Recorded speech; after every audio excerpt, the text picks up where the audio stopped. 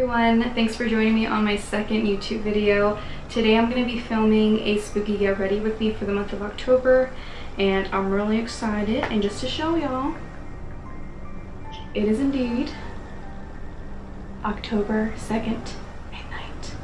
So I'm not necessarily going to be doing a Halloween makeup look. I'm going to be doing more of a fall look, and I'm going to be talking about this spooky story that I've done a lot of research on. Not like an intense amount, just I read all about it last night and a little bit today, and I wrote down some notes to talk about. So yeah, before I start the video, I really wanted to take the time to thank everybody that watched my video, who took the time to like, subscribe, and comment. I know it's not like crazy numbers or anything, but it absolutely means the world to me. And yeah, it just makes me happy that I get to do something that I love and that people like it and people are watching. Yeah, it makes me really happy, so thanks everyone. Let's get right into the video. So we're going to be talking about the Enfield Poltergeist. So this was a case that lasted from 1977 to 1979. This case involves the Hodgson family. I really don't know how to pronounce their last name, so there are 4 people that you need to be aware of during the story. And that is Peggy, she is the single mom in the story. Margaret, who is 14. Janet, who is 11, and they are both sisters and daughters of Peggy. She does have 4 children total, but the story mainly focuses more on the 2 daughters. And last but not least, paranormal investigator in the story, Maurice Gross. So in August 30th of 1977, Peggy was awakened from noises coming from her kitchen. So as she went down to go investigate these noises, she noticed her furniture begin to move with absolutely no explanation. She then entered her daughter's room just to find out that her daughters, Margaret and Janet, have been also experiencing hearing noises, to be specific, knocking coming from their walls and disembodied voices. So they all grew incredibly scared, and Peggy and her kids ran to their neighbor's house, who later called police. The next door neighbours, Peggy and Vic Nottingham. We'd been sitting listening to the knocking, and the woman next door, she called me in. We couldn't make out what it was. I heard the knocking as I walked in the front door, but I went all over the house, checked it, checked the walls, checked everything. Just couldn't make out what it was. So in the end I thought to myself, well, there's only one thing, I'll call the police. As police arrived, one of the police officers reported seeing a chair wobble from side to side and then slide. But the police officer could not determine how that chair moved on its own. The police officers eventually left, as there was nothing else that they could do to help them. So as time went on, these supernatural experiences for the family continued to get worse and worse and worse. They continued to hear disembodied voices, chairs being overthrown, toys being thrown across the room, and Janet began experiencing an entity possess her. As this entity was possessing Janet, it continued to make her speak in different voices, and it would also make her levitate. This lasted over a year and a half, with over 30 people, including neighbors, psychics, and journalists, witnessing these supernatural experiences happen to this family. Multiple people claimed to see heavy furniture moving on its own. They also witnessed heavy objects being thrown across the room, and some of them even witnessed Janet picked up while she was sleeping and moved to a corner of her room in a really odd position without any recollection. Well, I heard a noise downstairs. I come up, and there was the eldest girl on the floor, but the other one's missing. So I look under this bed, I look under this one, and as I stand up, I see it. There she is, across this radio, one leg in the air, and her head hanging down. Just to prove that I wasn't mad, I yelled for my wife to come up to see what I have just seen. But she was asleep. I'm gonna go ahead and do my eyebrows off the camera, so I will be right back.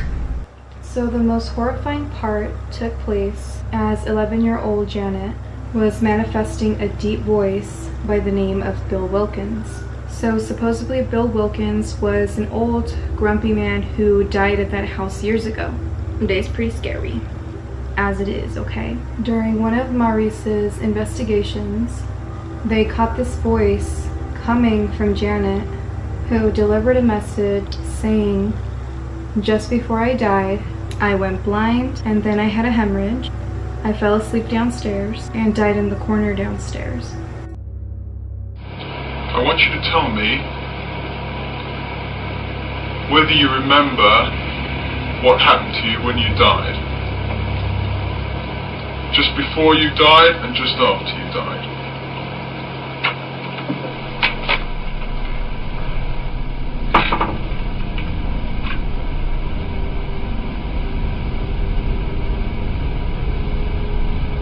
Days before I died, I went blind. Then I had an hemorrhage and I fell asleep and I died in a chair in the corner downstairs. How many voices are there? 600. 600 the voices. I know it.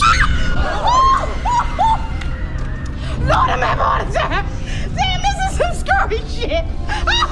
So if that doesn't send chills down your spine, I don't know what's gonna, because that scared the crap out of me.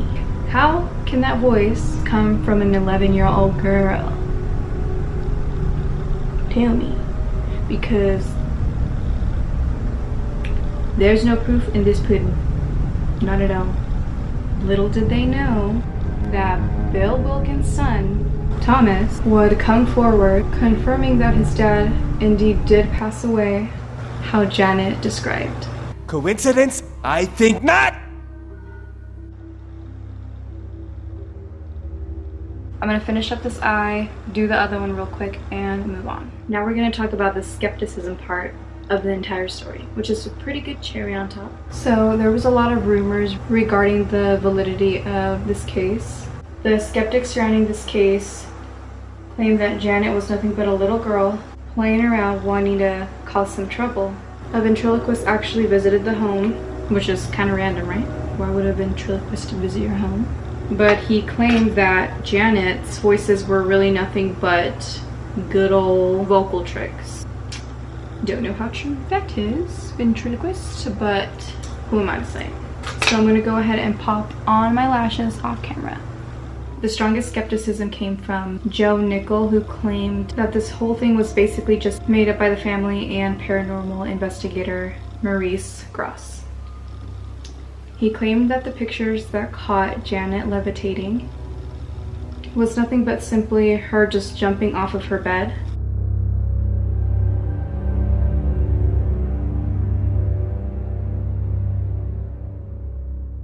And that the voices coming from Janet were just pranks being pulled by her and her sister. How many really are there, Margaret? I think so far we've had 10 Ray, sensible voices, but the rest of the names are absolute rubbish.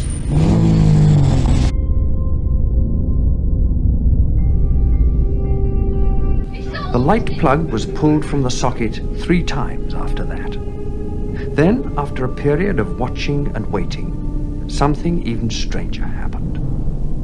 Who's that shaking the door?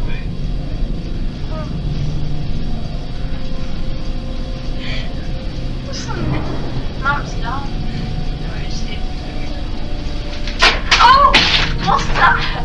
The slipper was thrown across the room and hit Oh, the not door my one. as I was holding the door. My one.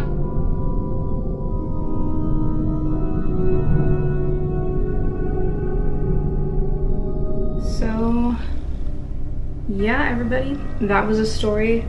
One more thing that I wanted to add is that this was made into a movie. It was made into The Conjuring 2. And let me tell you that when I watched that movie in theaters, I was so freaking scared. Janet, are you alright?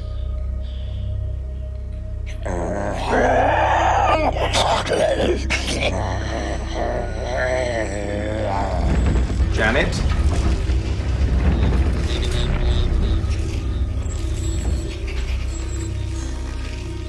I couldn't sleep for a week, and I'm for sure as hell not gonna sleep for a whole other week after witnessing all this crap.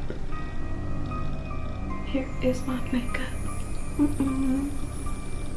So my plan is to film 1 video a week and post it once a week for the month of October. Everything's gonna be pretty much October related, Halloween related, fall related. I really wanted to challenge myself to do that, but no pressure. If I don't get it done, then I don't get it done, but that is my goal. So yeah, it's a wrap. It's a motherfreaking wrap. A wrap. Thank you guys so much for watching this video. I hope you got the goosebumps like I did. And until next time, my name is Maggie Moon. And yeah, toodaloo.